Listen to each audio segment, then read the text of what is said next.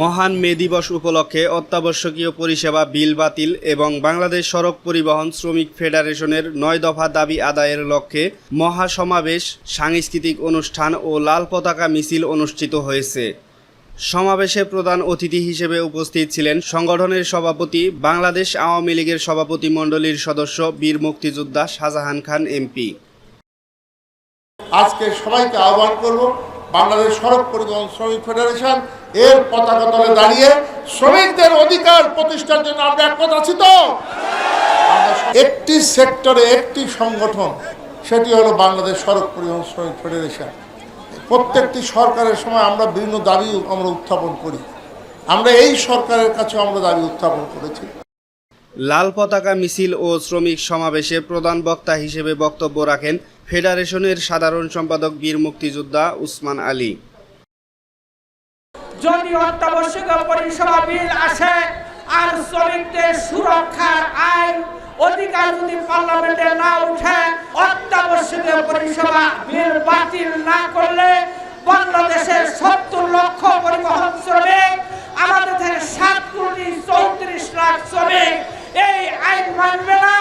তার বিরুদ্ধে যে কোনো কর্মসূচি আমরা দেব। বাংলাদেশ সড়ক পরিবহন শ্রমিক ফেডারেশনের কার্যকরী সভাপতি আব্দুর রহিম বক্স দুদুর সভাপতিত্বে সমাবেশে বক্তারা বলেন, শ্রমিকের কর্মসংস্থান, কর্মক্ষেত্রে নিরাপত্তা, ব্যক্তিগত উন্নতির সম্ভাবনা, পরিবারের সামাজিক সুরক্ষা ও স্বাধীনতা নিশ্চিত করতে হবে। এছাড়া পরিবহন শ্রমিকদের শোভন কাজ নিশ্চিত করা জরুরি।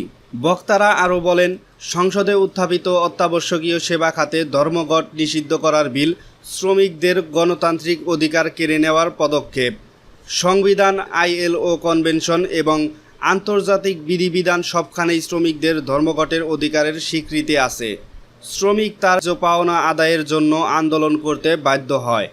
এ সময় উপস্থিত ছিলেন ফেডারেশনের যুগ্ম সাধারণ সম্পাদক মুখলেসুর রহমান, কাজী সেলিম সরোয়ার, শিক্ষা ও সাংস্কৃতিক সম্পাদক মোহাম্মদ বাচ্চু খন্দকার সহ আরও অনেকেই। সমাবেশ শেষে মতিঝিল বক চত্বর থেকে বিশাল র্যালি বের করে পল্টন মোড় ঘুরে প্রেস ক্লাবের সামনে গিয়ে শেষ হয়।